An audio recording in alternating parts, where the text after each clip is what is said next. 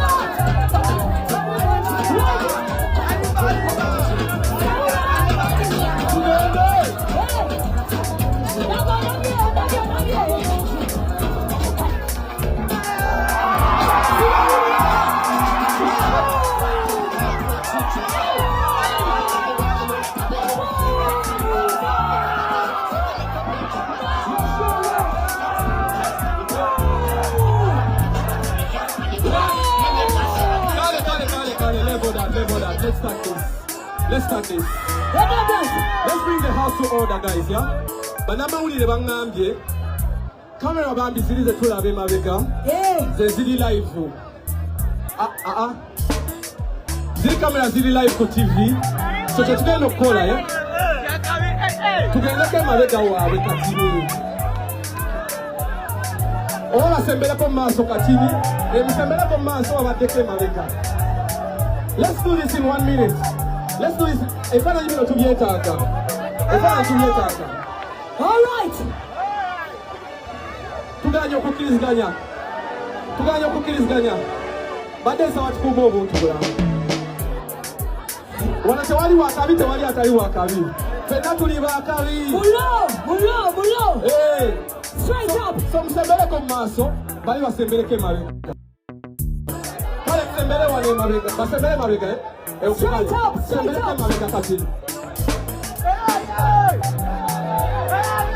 Tusambaleke mabega. Bana mawulire. Listo munyamba kao. Bana mawulire. Twayamba yamba kusambeleka mabega. Mwabatusibye.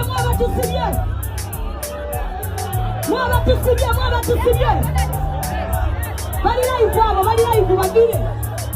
Tukola wano just ka area bano kamera zirabike. We ready? We ready, Douglas. We ready. This is the ultimate showdown. We ready. President versus Vice President. Okay. Are you ready? Kaya tutandise.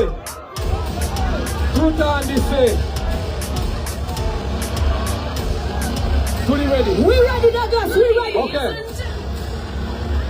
Ladies and gentlemen. We ready. Thank you, DJ. Fully ready. Zahara. Yes, Douglas Wanda. The lady I'm about to introduce to you. Please go ahead. Track record here is straight and clear. Kulira. Mukulembeze. Mama. Teyeraga. Waliwo yagamba. Nze sijja kulaga nyumba. Mbinga naye saagala bikola ki? Amanyi omuntu wa wansi. Akwata simu ki? Gwalina akasimu k'amapesa soko kawanike tukole mukola wekiti. Akamapesa.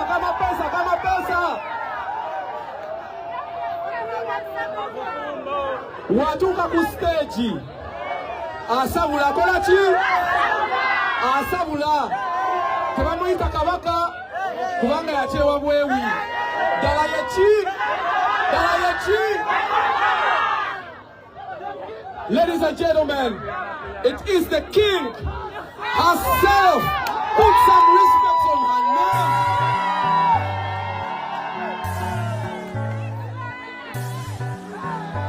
Ladies and gentlemen, are you ready for yet a mega introduction? Honorable Wamulama, she actually needs no introduction anymore. Kambabulire. Mulimu omuntu gw'olabanga, they're blessed by God.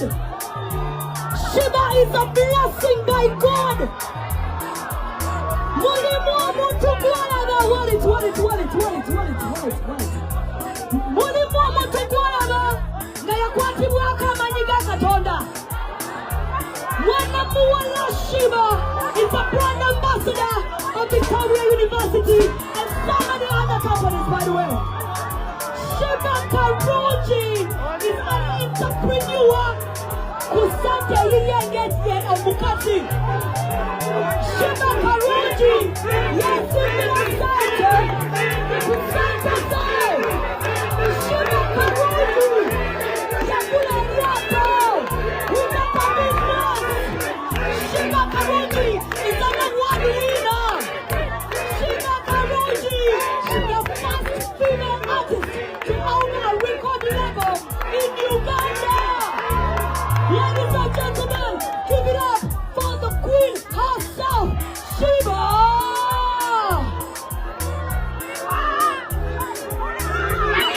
Let's go.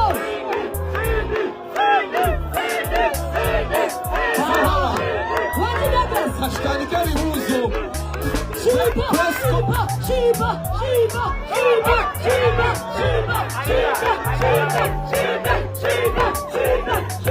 Kati komawo amanyi ongalabye. Amanyi agawulidde. Okay. Zahara. Kitandika press conference. Yes, sir. Ekibuuzo ekisooka. Hey. Eh, kivudde wa Simon. Kuteeka TV. Simon. Simon jangu. Come over. Jangu.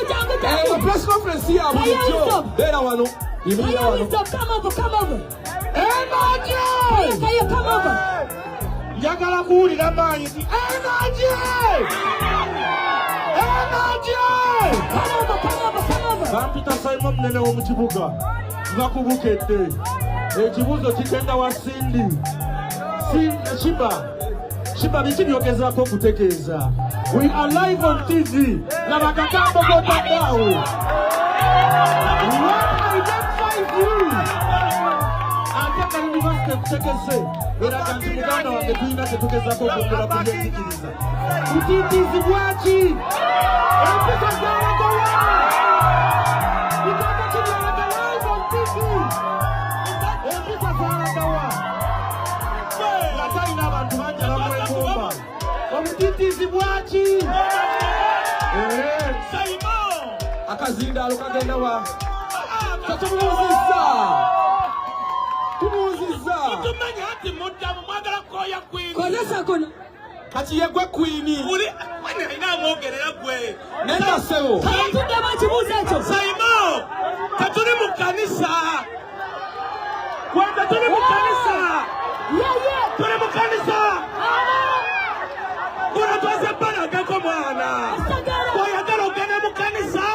Genda wali mu kanisa osabe. Twagala kuwulira kwini. Osegera. Twagala kwini. Mwatuzala wadda.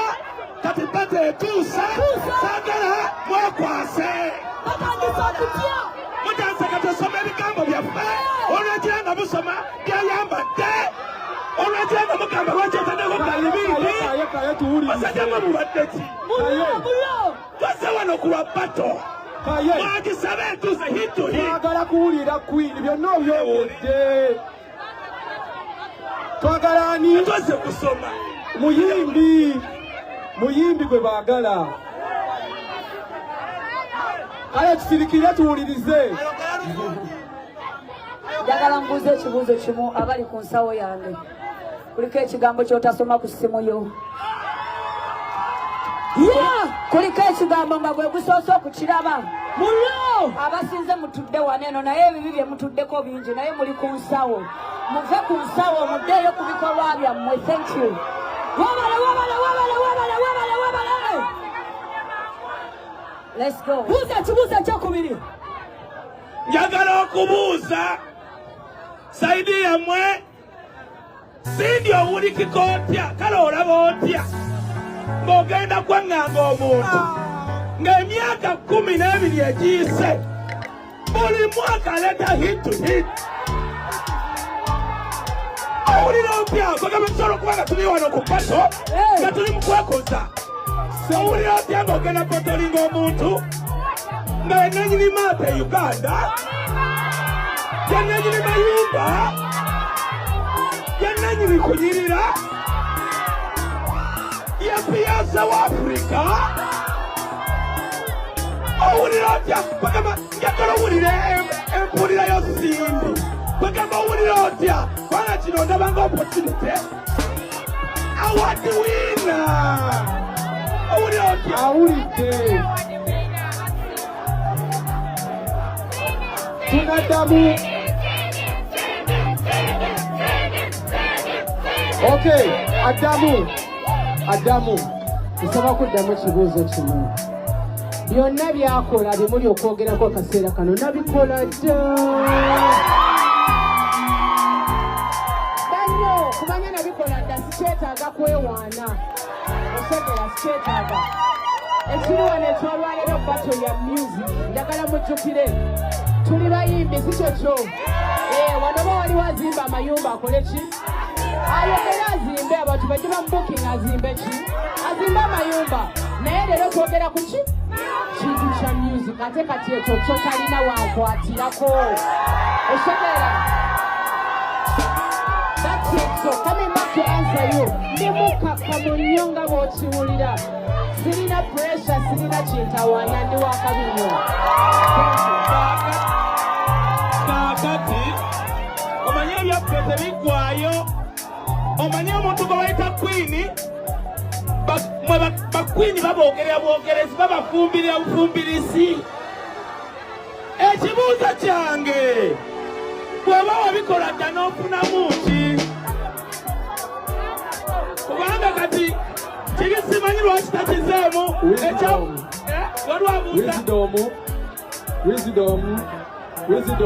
Wangi Nja kuddira. Topa. Kaakati tugenda kuba ne battle of the national address. Yonna tugendera awo. Tutandikira ku side. Banage. Balamusiza basebo n'omugo.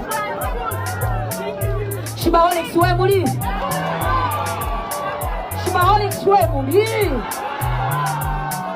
Basindicate balamusiza namwe. Shout out to Uganda. Thank you so much for loving music. A single Columbia now. The Chinese of Bagamba. Njagaliza.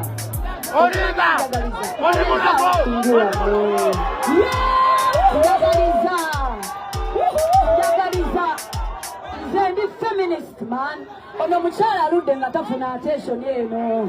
Yasimuwadde attention jayagala basindicate gye muli. Nammwe mbakomezaawo mwebulira mutya. Give it up for Shiba! Cindy. Yes. Twagenda ddi. Ansobedde. Sokolende twagenda nga tetumanyi. Nange simanyi bakomezaawo leero. Omanyi obuzibu omuntu wamanyira nti buli kaseera alina okuyimba bamutegeera balowooza nange kye kimu. Osobola yindako kamaleyo just because okuyimba buli kaseera bajeti sindi ate togirina nedda gundi labayo kambanyumiza ekituufu ekiriwo kuleero ekibaddewo olwaleero singa saabadde wano eno attention madamu tewali gifunye. You needed me for this to happen. Mukwano. You needed me for this to happen. No, honey. I'm the driver in this. And everybody knows what am I need. Wolande. Ekikulu oyogera n'abantu abataano abali okuwagira. Banange muliwa!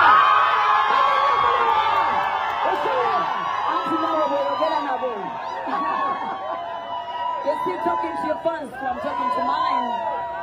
We're not talking about what is about food. Amanyi tugalabira mu bantu si mu ngambo. Amanyi gali mu bantu, not in words. Kituufu.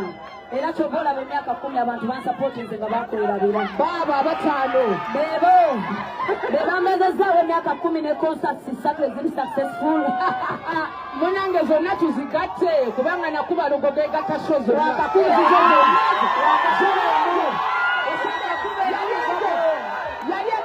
wakakubeemu kati zenda kuba Afrikana emirundi 2 ne kuba Serena emirundi 2 bandikabitula wuliriza kabanga n'omwimbi gwe batamanyi akola ki akajjuza mukwano nawe genda wejjuzeewo ennaku 2 I dare you sindi genda ku Serena ennaku 2 ojjuzeewo